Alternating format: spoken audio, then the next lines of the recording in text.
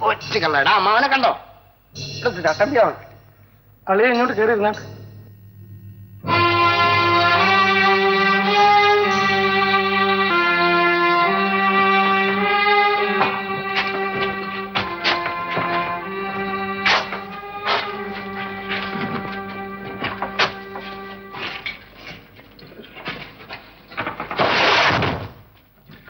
കൃഷ്ണ, നിന്റെ പെങ്ങളുടെയും അളിയന്റെയും വിഷായം പറഞ്ഞ ഒത്തിരി പറയാനുണ്ട്. ഇവനിക്കാണെങ്കിൽ ഒരു ജോലിയില്ല. എന്നാ ജോലിയില്ലേ? ഉണ്ട് താനും. രാഷ്ട്രീയം. നേരം വെളുത്തു കഴിഞ്ഞാൽ കാര്യം ഉള്ളതിനും ഇല്ലാത്തതിനും എവിടെയെങ്കിലും പോയിരുന്ന് തർക്കിച്ച് ബാക്കുണ്ടാക്കുക. ഇത് നിത്യ തൊഴിലഭ്യാസം. പിന്നെ നിന്റെ പെങ്ങളുണ്ടല്ല, ഇദ്ദേഹത്തിന്റെ ഭാര്യ, അദ്ദേഹം ഇവിടുത്തെ വലിയ മകളാണ്. നെയ്ത്ത് കമ്പനി വിട്ടു കഴിഞ്ഞാൽ ഒറ്റ പോക്കാണ് മകളാ സമാജത്തിന്. ആ സമയമൊക്കെ വീടും കൊച്ചുമൊക്കെ ഇദ്ദേഹത്തിന്റെ മേൽനോട്ടത്തിലാണ്. ലൗക്യത്തിൽ നടന്ന കല്യാണമാണെങ്കിലും ചിലപ്പൊക്കെ ചില ഏറ്റുമുട്ടലുകളുണ്ട്. അപ്പൊ ചില തട്ടുമുട്ടൊക്കെ കേൾക്കാം. ഓ, അങ്ങനൊന്നുമില്ല. നീ കാണാനും കേൾക്കാനും ആളായി. വെറുതെ തടി വടക്കാക്കണ്ട, ദൂഷിച്ചോ. അളിയന് കുളിക്കണ്ടേ? ആ, പറഞ്ഞതുപോലെ നേരാണ്. നല്ലോണം പച്ചവെള്ളത്തിൽ നീണ്ടു നിവർന്നൊന്ന് കുളിക്ക്. 10 കൊല്ലത്തെ ചൂടില്ലേ തലയില്, അതൊക്കെ ഒന്ന് ഇറങ്ങിപ്പോയി തലയൊന്ന് തണുക്കട്ടെ. അപ്പോഴത്തേന് ഞമ്മൊന്ന് പൊരയെ പോയിട്ട് വേഗം വന്നല്ല. കൃഷ്ണൻ നോക്കിക്കേ, നമ്മുടെ സാമ്രാജ്യം. നീ ഇവിടുന്ന് പോകുമ്പോ ഞമ്മളും കെട്ടുകളും മാത്രമേ ഉള്ളൂ. ഇപ്പൊ പരിവാരങ്ങൾ എത്ര ഉണ്ടെന്ന് നോക്ക്. ആ, നടന്നോട്. കൃഷ്ണൻ കുളിച്ചൊന്ന് ഒരുങ്ങട്ടെ, നമുക്ക് പിന്നെ വരാം. ആ, ബാബാ തെളിച്ച് നടന്നോട്. ഭർത്താനൊക്കെ നമുക്ക് പിന്നെ പറയാം. എല്ലാത്തിനെയും കൂടിയും കെട്ടിവെടുത്തിട്ടുള്ളത്. ചേട്ടാ, ചേട്ടാ, ചേട്ടാ, ചേട്ടാ, ഇതെന്റെ കുഞ്ഞാണ്. മോനെ, മോന്റെ അമ്മാവനാ. എനിക്ക് എവിടെങ്കിലും കുറച്ച് ദിവസം താമസിക്കണം, അതിനുവേണ്ടി വന്നതാ. അല്ലേ, ഇത് ചേട്ടന്റെ വീടല്ലേ? ഇവിടെ താമസിക്കാൻ എന്റെ അനുവാദം വേണോ? ചേട്ടൻ നല്ലത് കൊടുത്തോ?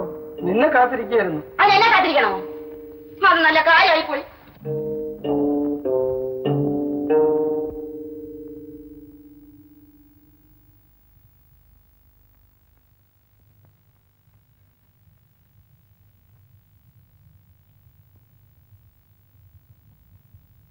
ചേട്ടന് വല്ലതും വേണോ ഇനി?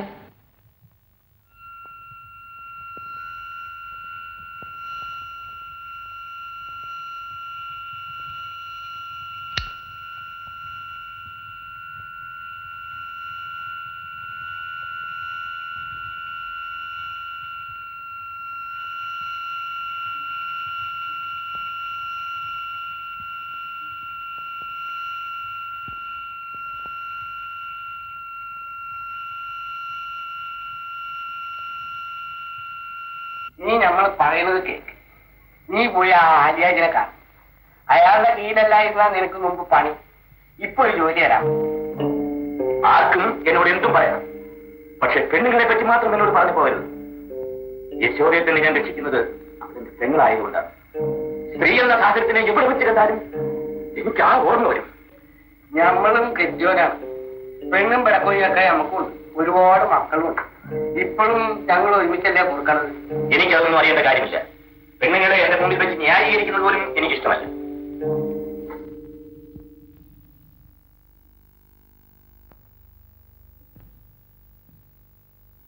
ആരാത്? നമ്മുടെ കൃഷ്ണൻ. കൃഷ്ണ, കഴിഞ്ഞ് ഇനിയെങ്കിലും ചൊവ്വ നേരം ജീവിക്കാൻ നോക്ക്. എനിക്ക് എന്തെങ്കിലും ജോലി വേണം. ജോലിയാ? അതാ നിൽക്ക. നിന്റെ മേൽനോട്ടത്തിന് ഞമ്മളെ കൊണ്ട് കഴിയൂല കൃഷ്ണ. ഓ, ഇവന് പറ്റിയ പണി എന്തെങ്കിലും ഉണ്ടാ? ഉണ്ടോന്ന് ചോദിച്ചാല് ഇതൊന്നും കാണില്ല. കൃഷ്ണ, വരുന്ന ഞായറാഴ്ച നമ്മുടെ മോന്റെ കല്യാണാണ്. മുസ്തഫാനെ കൃഷ്ണ അറിയൂലേ? അറിയാം. പന്തലിന്റെ പണി നിന്നെ അങ്ങനെ ഏൽപ്പിച്ചു തന്നാലാ. സാധനങ്ങളൊക്കെ എന്താ വേണ്ടെന്ന് വെച്ചാല് ഇബ്രാഹിം കുട്ടിയോട് പറഞ്ഞാൽ മതി. എന്താ കേൾക്കുന്നോ? കേൾക്കണ്ടേ? എന്നാ നാളെ ഈ നേരത്ത് ഇങ്ങോട്ട് വാ. ഇപ്പൊ കൊടുക്കാം. അതെ, ഈ പണിക്ക് ഈ നാട്ടിൽ വേറെ ആളെ കിട്ടാനിട്ടാണ് അവൻ അവന്റെ ചർച്ച ചെയ്യാൻ പോകണം. ഓ, അപ്പൊ നിങ്ങൾ വീട്ടിലെ ചർച്ച തുടങ്ങി. ചൂലെടുത്തു. അല്ല, ഓ, അപ്പൊ അതിന്റെ അർത്ഥം കീഴടങ്ങി പെര തൂത്ത് വൃത്തിയാക്കാൻ പോകണം എന്നെനിക്ക് തോന്നിയില്ല.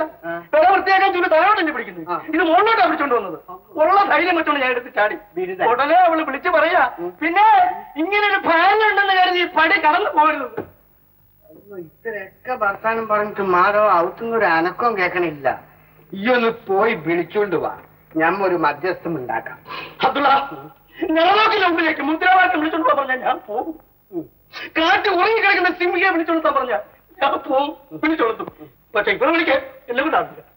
ഓഹോ, യശോദേ, നമ്മൾ കിടന്ന് ഉറങ്ങായിരിക്കും. യശോദേ, ഇപ്പൊ മരിച്ചു കാണുമായിരിക്കും. മാധവ, ഈ ഒന്ന് പോയി വിളിച്ചോണ്ട് വാ. ധൈര്യമായിട്ട് പോകും പോലെ. നമ്മളെല്ലാം ഇവിടെ നിൽക്കണം എനിക്ക് വേണ്ടിട്ട്. പോയിട്ട് വാ, എന്റെ അമ്മ പോയിട്ട് എല്ലി പോയിട്ട്.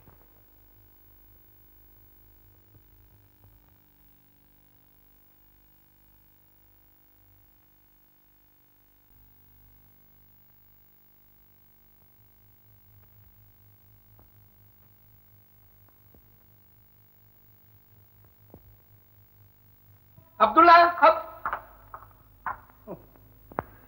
ഒരു ഭർത്താവിനോടുള്ള ഭാര്യയുടെ കടമ എന്താ? ഒരു ഭാര്യ ഉണ്ടെന്ന് വിചാരിച്ചാൽ ഇവിടെ വന്നതല്ല. എനിക്കിവിടെ എന്റെ കുഞ്ഞുണ്ട് കാണാൻ.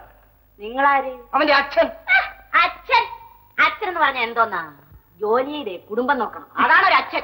അയ്യോ, നീ പറയാൻ പാടില്ല. നിങ്ങൾക്ക് ഒരു ജോലി കിട്ടുന്നവരെ എനിക്ക് കാത്തിരിക്കാൻ പറ്റില്ല. കാരണം എനിക്കത്രയ്ക്ക് പ്രേമമല്ലായിരുന്നു നിങ്ങളോട്. ഇപ്പൊ പ്രേമം ചത്തുപോയി. കല്യാണം കഴിഞ്ഞ പിന്നെ പ്രേമിക്കുന്നത് എന്തിനാ? രാഷ്ട്രീയ പ്രവർത്തകനാണല്ലോ, അല്പം ബുദ്ധിയാണെന്ന് വിചാരിച്ചോളൂ. അല്ലെങ്കിലും നിന്നെ കല്യാണം കഴിച്ചോളെന്നതിലേക്ക് എന്നെ ആരും ബുദ്ധിമാനെന്ന് വിളിക്കില്ല. ഒരു രാഷ്ട്രീയ പ്രവർത്തകന് വിവാഹം അനാവശ്യമാണ്. ജനങ്ങൾക്ക് വേണ്ടി പ്രവർത്തിക്കാറുണ്ട് അവന്റെ വിലയേറിയ സമയം അവൻ കേവലം പെണ്ണിന് വേണ്ടി നശിപ്പിക്കും. ജനങ്ങൾ എന്തോന്നായി ജനങ്ങളെന്ന് പറയുന്ന സാധനം? ആദ്യമേ സ്വന്തം വീടിനെയും കുടുംബത്തെ സ്നേഹിച്ചു പഠിക്കും, എന്നിട്ട് പുറത്തേക്കാം.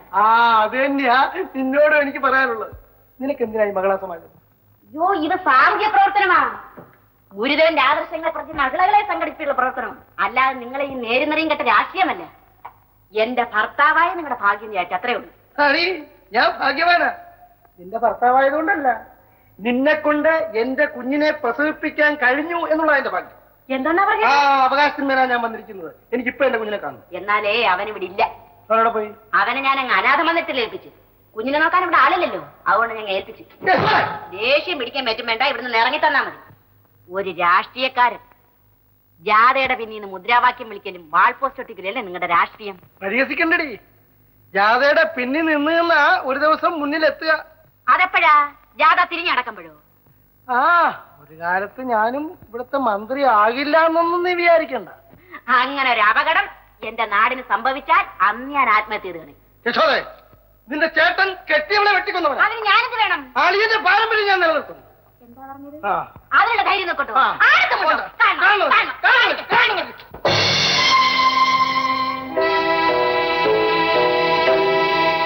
കൊല്ലടാ ഭാര്യ. ഞാൻ എന്നെ പേടിക്കണ്ട. ഇങ്ങനെയുള്ള ഭാര്യമാർ ജീവിച്ചിരിക്കരുത്. കൊല്ല. അതെയാ, ഞാൻ ദേഷ്യം കൊണ്ട് സങ്കടം കൊണ്ട് ആരെയും കൊല്ലില്ല. ദേഷ്യവും വെറുപ്പും തന്നെ വേണം അതിന്. ഇപ്പോൾ നിനക്ക് ആവശ്യത്തിനുണ്ട്. എന്റെ പെങ്ങളാണെങ്കിലും സ്ത്രീയാണ്. ഞാൻ ഇവിടെ കൊന്നാൽ പെങ്ങളെ കൊന്നെന്ന് പറയും, നീ കൊന്നാൽ ഭാര്യയെ കൊന്നെന്ന് പറയും. നോക്കി നിൽക്കാതെ കൊല്ലരാവളെ. കുത്തിയിലേക്ക് എനിക്ക് നല്ല പരിചയം. നീ തണുത്തു പോയടാ, ഇനി നിന്നെ കൊണ്ടാവില്ല. ഈ നിൽക്കുന്നത് ആരാണ്? ഇനി നിന്നോട് ആര് ചോദിച്ചത് ഈ നിൽക്കുന്നത് ആരാണ് നിന്റെ? എന്റെ ഭർത്താവ്. ഭർത്താവ്? എടി, ഞാൻ ജയിലിലായിരുന്നപ്പോൾ നീ നിന്റെ ഇഷ്ടത്തിന് നടത്തിയ വിവാഹമായത് അല്ലേ? അതെ. എല്ലാം ഞാൻ പുറത്തുനിന്ന് കേട്ടു. നീ ചോദിച്ചിലൂടി അച്ഛൻ എന്ന് പറഞ്ഞാൽ എന്താണ്? ഭാര്യ എന്ന് പറഞ്ഞാൽ എന്താണ്? അമ്മ എന്ന് പറഞ്ഞാൽ എന്താണ്?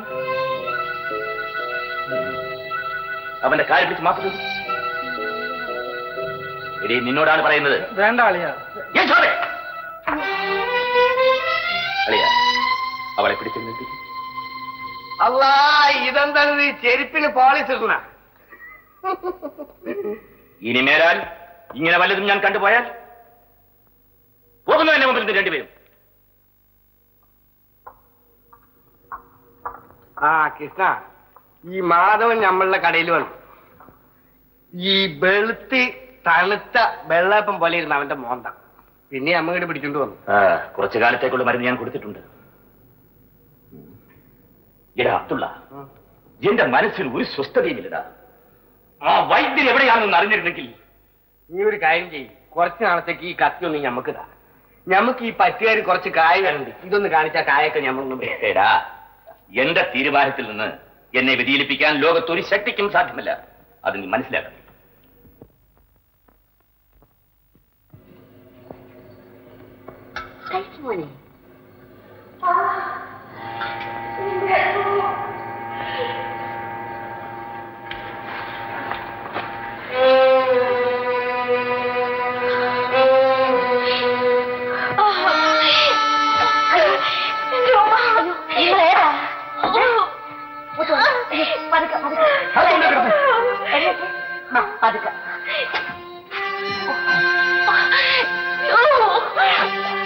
മോനെ താങ്ങുന്നേ കേറാ നിങ്ങള് അകത്ത് പറഞ്ഞു.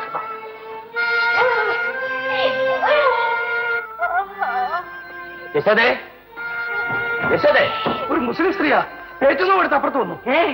ഔട്ടെടുത്ത് കിടത്തി നിങ്ങൾ വേഗം ചെന്ന് വൈകാരി വിളിച്ചോണ്ട് വന്നേ. വേണ്ട,